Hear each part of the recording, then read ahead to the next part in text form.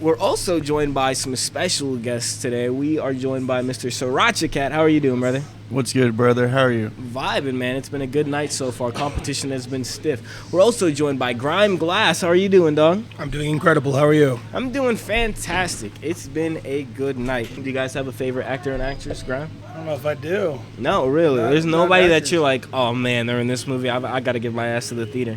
I don't think so. Really? No. Man. Not like a particular movie or an actor where I'm like, I gotta go see this guy in this movie. Okay. What about you, Siracha? I do like a lot of comedy movies too, so I like Adam Sandler movies. Yeah. A lot of SNL cast actors. Okay. Any movies with Andy Samberg, I'm probably gonna go see that. Yeah. Gotta give me your top 3 in order, starting from 3. Give me your top 3 Adam Sandler movies. Holy shit, you're putting me on the spot. You got it. Man. He's been in some iconic ones. What's the one he Billy did Madison. called Overboard? It was an old ass I don't think movie. I've seen that one. I think that's what it's called. They might have had to change the name of it too, but it's silly. Okay. No, I don't think I've seen that one. It might be his Overboard. first movie. My first favorite is Waterboy, Okay, Waterboys, guys. Yeah. That's number My- 3 or number 1? number 1. Number 1, okay, baby. My second favorite, probably a little corny, but I like Clicked. Click is great. That's the Yeah. first Adam Sandler movie I ever watched. My Yeah. parents used to have it on DVD. There's a conspiracy theory that clicked, Adam Sandler wasn't actually in it. That it was a What? different actor because people will go to the thrift store and find copies of the movie Clicked. And I want to say it's like right here, Click. nah, but I want to say that it's like Vince Vaughn or something that people will find the Click movie and instead of that picture of Adam Sandler, it's Vince Vaughn. Nah, people messing No. around. No, bro. no, It's crazy. look up Click, but not with Adam Sandler. This is TMI, but I used to work for the cable company when that movie came out, and we had posters of Adam Sandler everywhere. Really. Whatever, Grime. I just put it out there.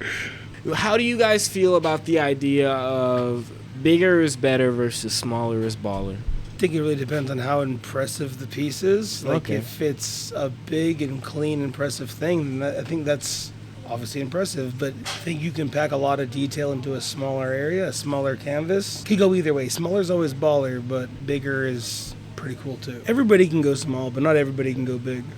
Do you think that making a bigger piece kind of allows you to get away without having to do with the smaller details and things like that? Because the piece is bigger and it took more time, I guess, more effort was put in. Does that substantiate the weight that's left from not adding that extra detail? I feel like it depends on the skill level of the piece itself. Again, I think if it's a big piece that was skillfully done, then that's impressive. 'Cause About not 5 everybody minutes can go left. big. But if somebody really puts the work into a small piece, then that could be good too. It could go either way. What are you guys more of a fan of when you guys are in the studio? What do you guys typically want to make? Not what you're asked of, but when you go in there, do you like to take your time, make a smaller piece like a pendant or something like that? Or do you guys like doing the overhaul work and like making the bigger pieces, something cool that you can flex, I guess? Yeah, I like to go with the bigger pieces. I just like to push my limit and try and assemble something new, design something crazy I haven't made before. I like to try to be as well-rounded as I possibly can, so I try to go bigger to push my skills, but I think if I'm like falling in the groove of working, I like to work on something else, a little more compact with a lot of details. Okay, yeah, no, that's fair. Yeah, I don't know. Obviously, being new at glass blowing, I've started off making like smaller pieces and things like that, and you've seen me like recently working on bowls and things like that in the studio.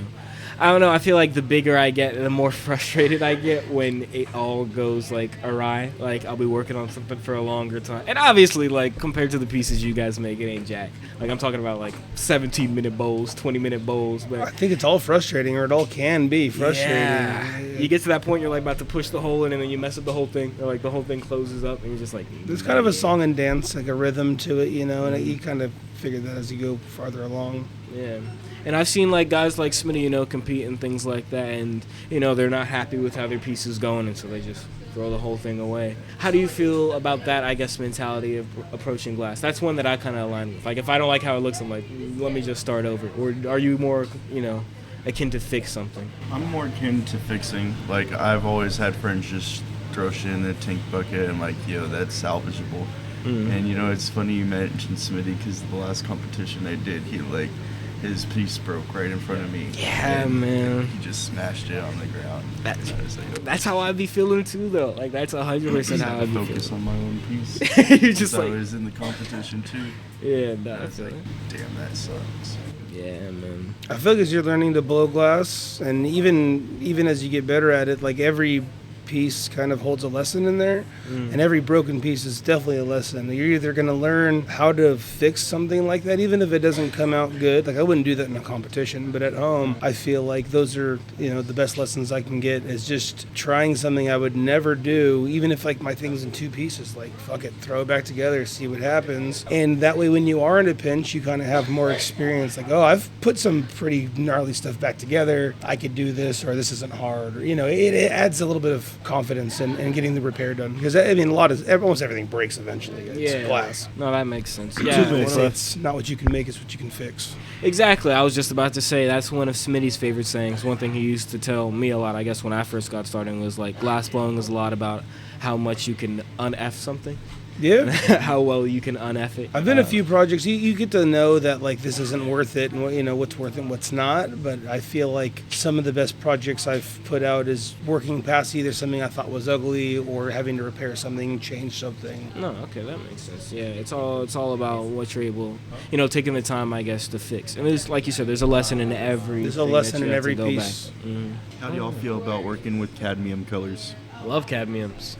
I like a challenge. I think they're easier to work with than most colors, based on what I've been doing, like coil potting and stuff like that. Like I would rather work with pink Cadillac than amber purple, in my opinion. It's just make it a fluffy flame, and then it like goes. You know?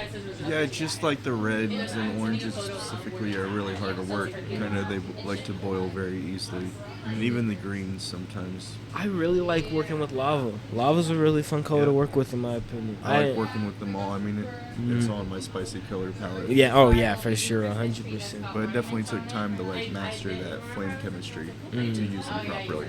Like you keep it in there for just for the smallest second, it just starts bubbling up on you. I also started working on a Bravo torch, so I didn't have the luxury of a GTT with all the oxygen. That's what I'm working on. I love a Bravo. I that. have been given the option to work on a GTT. Jack Black, you know what I'm saying? I'm a big fan of the funny man Jack Black. Jack Black also has some very weird movies. Like what? There's one movie where he's getting fucked in the ass. What?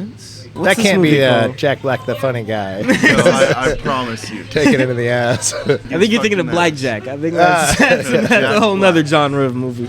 Jack Black the comedian, I swear. Jack Black butt stuff? No, I can't. He goes to like a high school reunion. You're not thinking of School of Rock? That doesn't happen in School of Rock. SirachaCat, dropping knowledge.